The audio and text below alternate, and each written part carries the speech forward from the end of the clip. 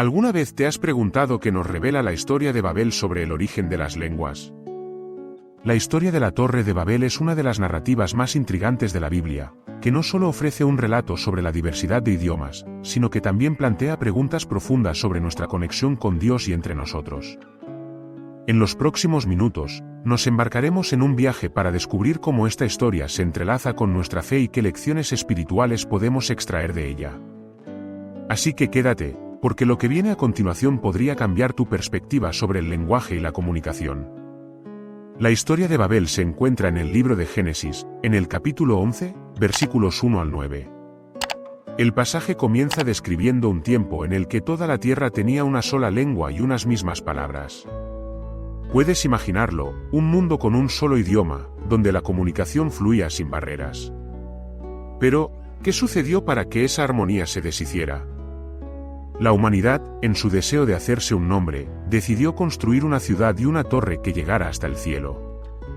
Este acto, aunque lleno de ambición, fue visto por Dios como una manifestación de orgullo y rebeldía. Aquí surge una pregunta: ¿por qué Dios se sintió amenazado por un intento de alcanzar el cielo? En Proverbios 4 y 18, se nos advierte: antes del quebranto es la altivez de espíritu. La historia de Babel nos muestra que el ego humano puede llevarnos a creer que estamos en control, cuando, de hecho, somos vulnerables y necesitamos de la guía divina. Así, Dios decide intervenir, confundiendo sus lenguas para que no pudieran entenderse unos a otros. Esta acción divina nos revela un aspecto fundamental de la relación entre la humanidad y el Creador: Dios desea nuestra dependencia y humildad ante Él.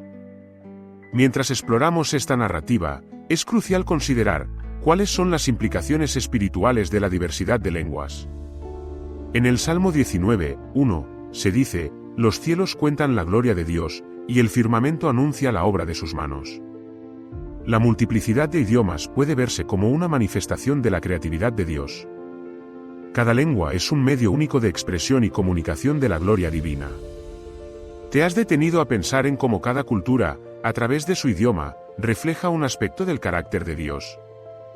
Es interesante notar cómo, a lo largo de la historia bíblica, Dios utiliza el lenguaje para comunicarse con su pueblo. Desde el mismo Génesis, donde Dios habla y da vida, hasta la revelación de su palabra a través de los profetas, los idiomas desempeñan un papel vital. En Hechos 2, cuando el Espíritu Santo desciende sobre los apóstoles, se produce una reversión de la confusión de Babel. Cada uno escucha el mensaje de Cristo en su propia lengua, lo que refleja la redención y la inclusión de todos los pueblos en el plan de salvación de Dios. La historia de Babel también invita a una reflexión sobre la unidad y la diversidad.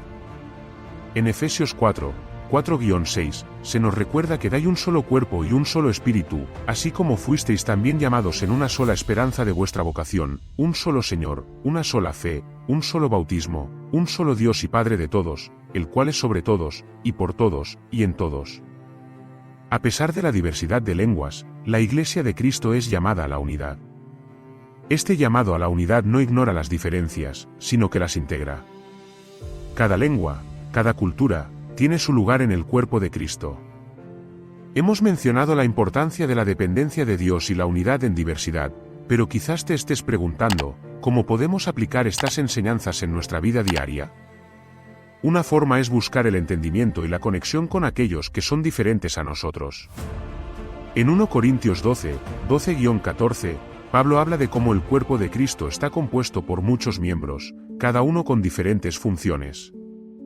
¿Estamos dispuestos a aprender de aquellos que hablan otros idiomas, que provienen de distintas culturas y que ven la vida a través de un lente diferente al nuestro? Además, esto nos lleva a cuestionar nuestras propias palabras. En Proverbios 6 y 21, se nos dice que la muerte y la vida están en poder de la lengua. La forma en que usamos las palabras tiene el poder de construir o destruir, de unir o dividir. La confusión que surgió en Babel fue producto del ego y el desafío a la autoridad de Dios. ¿Nos estamos comunicando de una manera que honra a Dios y a nuestros prójimos? Es fascinante pensar que, a pesar de las barreras lingüísticas y culturales, Dios siempre busca la manera de comunicarse con nosotros. A través de su palabra, nos enseña, nos corrige y nos guía. En 2 Timoteo 3 y 16 se afirma que toda la Escritura es inspirada por Dios y útil para enseñar, para redarguir, para corregir, para instruiros en justicia. Cada vez que leemos la Biblia, estamos siendo educados y transformados por el poder del lenguaje divino.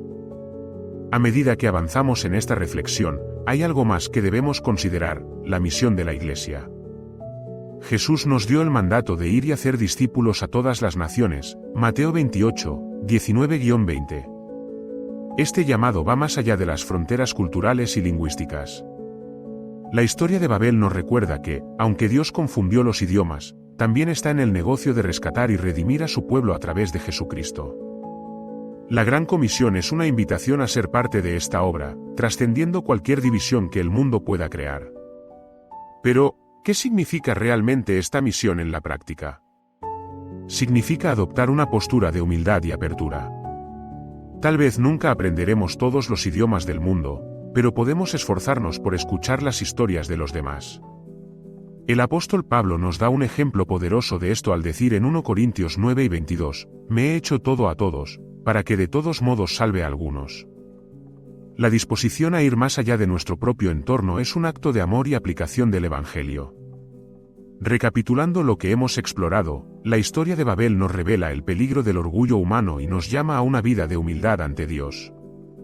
Nos enseña que, aunque la diversidad de idiomas puede ser vista como una confusión, también es una oportunidad para experimentar la riqueza de la creación de Dios. A través del Espíritu Santo, somos llamados a unirnos en la misión que nos ha sido encomendado, a pesar de nuestras diferencias. Y llegamos a un punto crucial de esta reflexión: la redención del lenguaje. El poder del lenguaje, aunque ha traído confusión, puede ser restaurado y utilizado para la gloria de Dios. Y esto se hace plenamente evidente en Cristo.